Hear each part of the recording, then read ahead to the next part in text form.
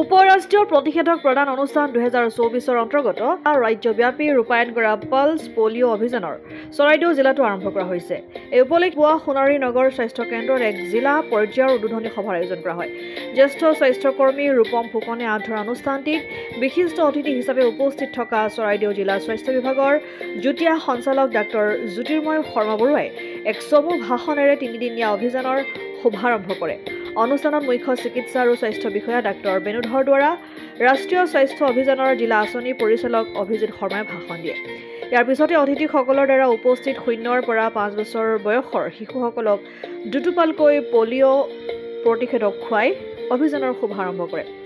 8 December polio' দেওবাৰ সমগ্ৰ দেশৰ লগতে অসমতো আমাৰ 27খন জিলাৰ চৰাইদেউ জিলাতো আজি আমি জন্মৰ পৰা 5 বছৰ বয়সৰ সকলো শিশুকে পলিঅ' প্ৰতিষেধক প্ৰদান কৰা হ'ল।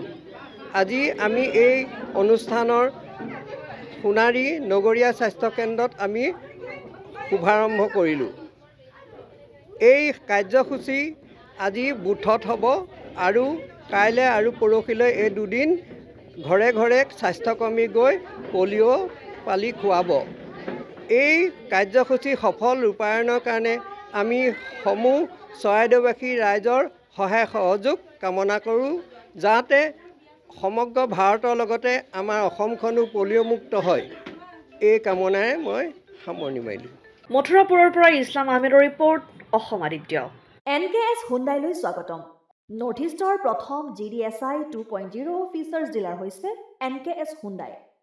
অত্যাধুনিক সা সুবিধাৰে তৈয়াৰী মষ্ট আপডেটেড হুণ্ডাই ডিলাৰ এতিয়া ডিব্ৰুগড়ত।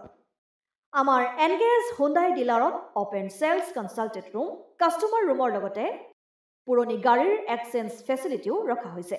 ইয়াত চেলছৰ লগতে ছাৰ্ভিচ ছেক্টৰৰ সুন্দৰ সুবিধা আছে। প্ৰয়োজনীয় সকলো এডভান্স টুলছ, হুইল বেলেন্সিং, এলাইনমেণ্টৰ অত্যাধুনিক machine, post hydraulic lift, fully ট্ৰেইনমেণ্ট পাৱাৰৰ লগতে nitrogen gas filling facility, fully automatic car ৱাছৰ ফেচিলিটিও আছে। লগতে NKS হুণ্ডাই ডিলাৰে কাষ্টমাৰসকলৰ সুবিধাৰ্থে মোবাইল ছাৰ্ভিচ ভেনৰো ব্যৱস্থা ৰাখিছে, য'ত হাইড্ৰলিক লিফ্ট, ৱাশ্বিং facility, wheel balancing, tyre pressure check কৰাৰ লগতে বহুখিনি সুবিধাই উপলব্ধ আছে। NKS হুণ্ডাইলৈ আহক আৰু সুবিধাসমূহ গ্ৰহণ কৰক।